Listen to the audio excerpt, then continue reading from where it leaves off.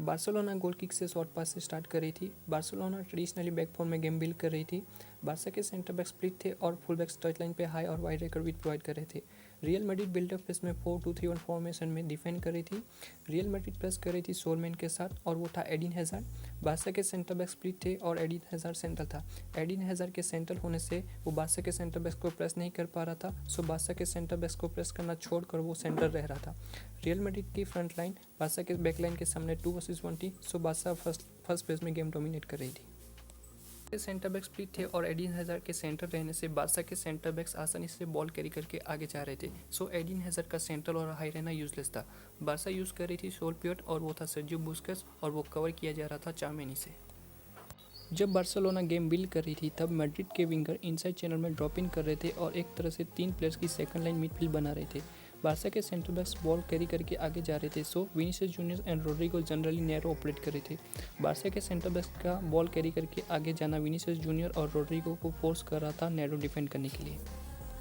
Vinicius Junior और Rodrigo के deep and narrow operating करने की वजह से बार्सा के फुल बैक्स को वाइड चैनल में स्पेस मिल रही थी और सेंटर बैक्स के लिए पासिंग लेन खुल रही थी, सो बार्सिलोना जनरली वाइड से गेम बिल्ड करना प्रीफर कर रही थी।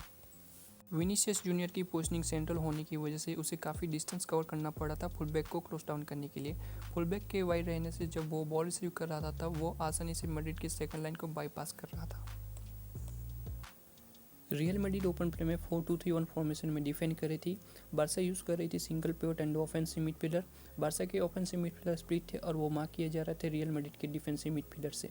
चामेनी और Fede Valverde man to man mark कर रहे थे बार्सा के अटैकिंग मिडफील्डर्स को। चामेनी और फेडे के स्प्लिट होने से सेंट्रल स्पेस बन रही थी और उस स्पेस में रॉबर्ट लेवेंडोव्स्की ड्रॉप इन कर रहा था लिंक अप प्ले करने के लिए।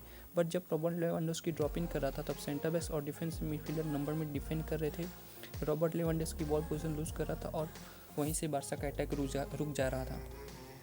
बार्सा ओपन प्ले में बैक 3 में गेम बिल्ड कर रही थी। बार्सा का राइट बैक अराउखो डीप था और right back alba high operate कर रहा था। रियल मैड्रिड ओपन प्ले में 4-5-1 फॉर्मेशन में शिफ्ट हो रही थी। आप यहाँ पे देख सकते हैं एडिन हैजार्ड सोलमैन था high on the pitch. Open play में मैड्रिड का सोलमैन सेंट्रल होने की वजह से बार्सा के सेंटर बैक्स आसानी से बॉल कैरी करके आगे जा रहे थे।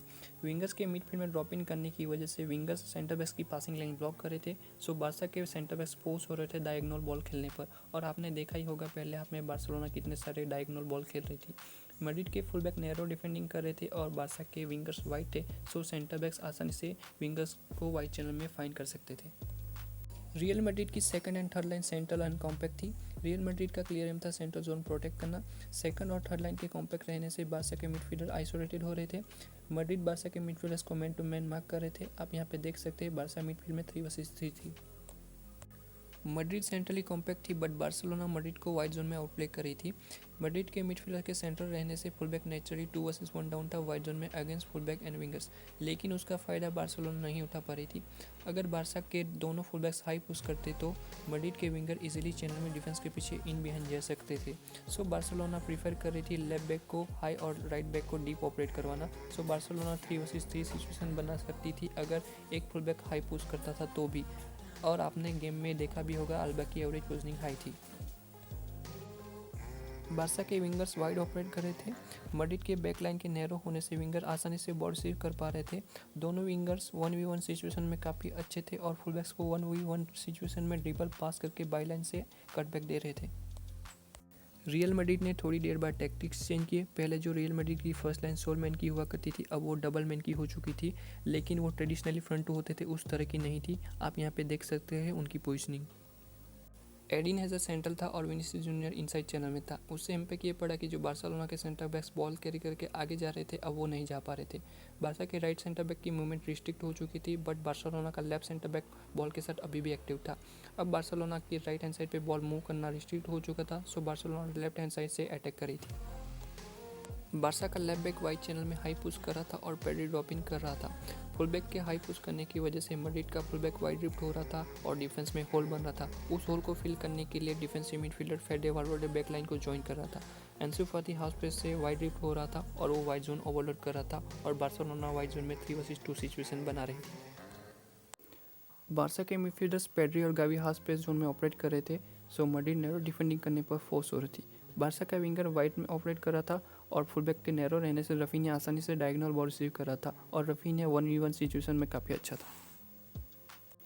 बारसा के विंगर्स की बात करें तो बारसा का एक विंगर वाइड ऑपरेट कर रहा था और वो था रफीनिया, और दूसरा विंगर हाफ स्पेस में ऑपरेट कर रहा था।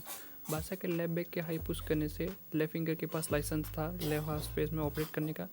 लेफ्ट बैक के हाई पुश करने से और गावी के राइट हाफ स्पेस में हाई ऑपरेट करने की वजह से बार्सिलोना फ्रंट फाइव के साथ अटैक कर रही थी।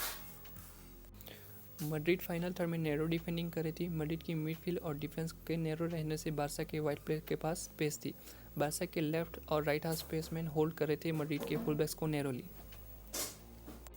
रियल मैड्रिड गोल किक से शॉर्ट पास से स्टार्ट कर रही थी। रियल मैड्रिड के centre backs deep wide split थे गोलकीपर के अलोंग साइड, और दोनों फुलबैक्स वाइड रहकर भी प्रोवाइड कर रहे थे।